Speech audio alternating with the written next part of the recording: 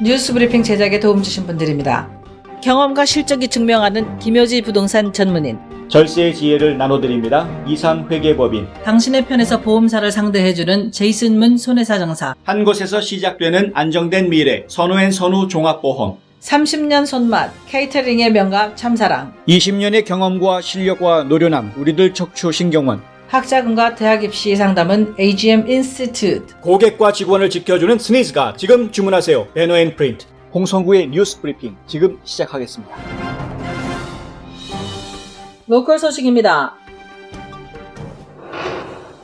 보건의료 종사자들이 브라이언 캠프 조지아 주지사에게 술집과 식당을 폐쇄하고 25명 이상의 실내 모임을 금지할 것과 마스크 착용 의무화 등 바이러스 확산을 막기 위한 규칙을 제정해달라는 내용의 공개 서한을 발표했습니다. 의료인들은 어제 하루에만 1,400여 명이 이 서한에 서명했다고 AJC가 보도했는데요. 서한에는 마스크 착용 의무화와 관련해 정치적 고려가 있다는 것을 지적하고 바이러스에 대한 성공적인 통제가 가장 큰 정치적 승리가 될 것이라며 시민들의 건강과 안전을 최우선으로 고려하기 위해 정치권을 초월할 것을 촉구한다고 적시했습니다. 앞서 브라이언 캠프 주지사와 벤 존슨 사바나 시장은 지난 1일 각각 기자회견을 갖고 조지아주에서는 처음으로 사바나시에 마스크 착용을 의무화한다고 밝혔습니다. 이에 따라 사바나에서는 어제부터 마스크 착용이 의무화됐는데요. 공공장소에서 마스크를 착용하지 않으면 최고 $500까지 벌금을 내야 할 수 있습니다. 한편 캠프 주지사는 어제 제롬 애덤스 연방 공공보건국장과 함께 조지아 북부 지역을 순회했는데요. 뷰넷 카운티 보건소를 방문한 애덤스 국장은 마스크 착용의 중요성을 역설해 눈길을 끌었습니다.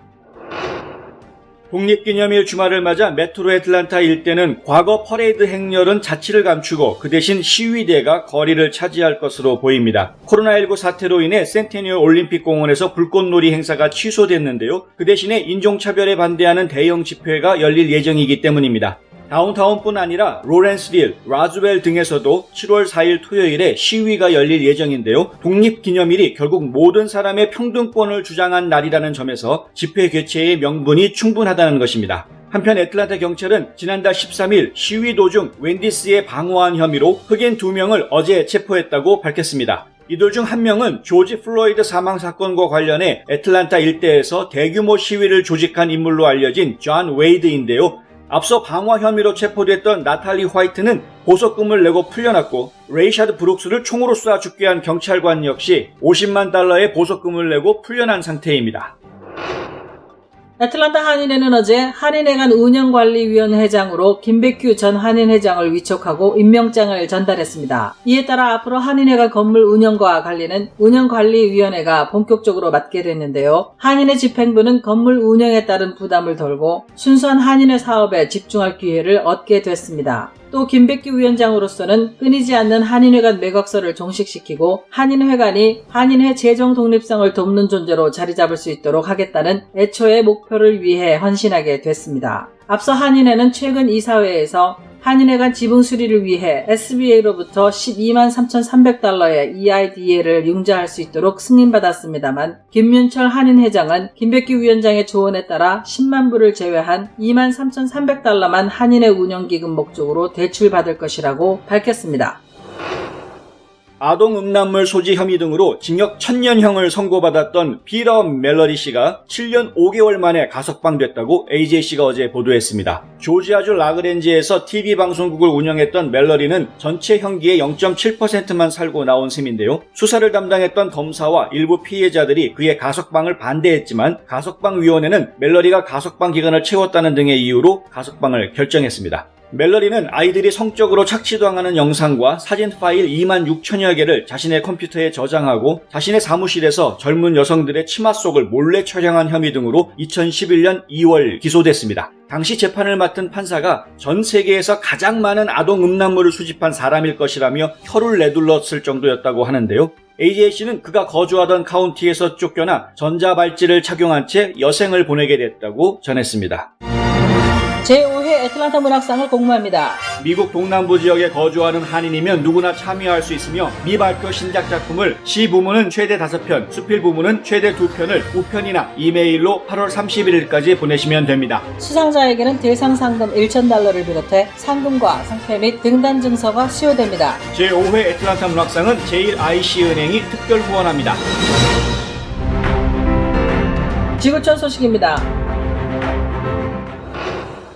전 세계가 코로나19 재확산을 겪고 있습니다. 나라마다 대처하는 방법은 다르지만 이 사태가 장기화될 것이라는 점에는 모두 공감하고 있습니다. 이스라엘은 실내 행사에 참가 인원을 20명으로 제한하기 시작했습니다. 다만 유대교회당과 술집, 클럽 등은 50명까지 허용됩니다. 불가리아 보건부는 의회에서 마스크 착용 의무를 지키지 않는 의원 24명에게 벌금 300레바, 약 200달러씩을 부과했다고 밝혔습니다. 일본은 확진자 수가 감소세를 보인다는 이유로 긴급 사태를 해제했는데 최근 1일 신규 확진자가 200명을 넘어서면서 다시 확산세로 돌아서자 긴급 사태를 다시 선포해야 하는 것 아니냐는 여론이 커지고 있습니다. 연일 6,000명 이상의 신규 환자가 발생하고 있는 러시아는 코로나19에서 해방된 정상적 생활이 가능해지는 시점을 내년 2월 이후로 전망하고 있다고 보건부 장관이 밝혔습니다. 한동안 주춤했던 인도에서도 확산세가 다시 거세지면서 하루 신규 확진자 수가 처음으로 2만 명을 넘어섰습니다. 봉쇄령이 풀리면서 뉴델리, 첸나이 등 주요 도시에서 확진자가 급증했다고 현지 언론들이 보도했습니다.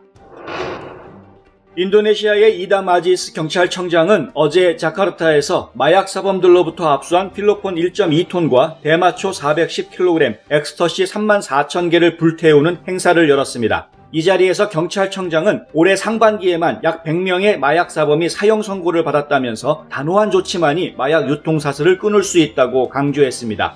그러면서 사형 집행이 하루빨리 이루어지길 바란다고도 말했는데요. 인도네시아는 마약류 소지만으로도 최장 20년형에 처하고 마약을 유통하다 적발되면 종종 사형을 선고하고 있습니다. 인도네시아는 2015년과 2016년 외국인을 포함해 마약사범 18명의 사형을 집행한 뒤 4년째 사형 집행을 하지 않고 있는데요. 국제 앰네스티는 연례 보고서를 통해 인도네시아 판사들이 2018년에 48명, 지난해 80명에게 사형을 선고했고 대부분 마약사범이라고 밝혔습니다.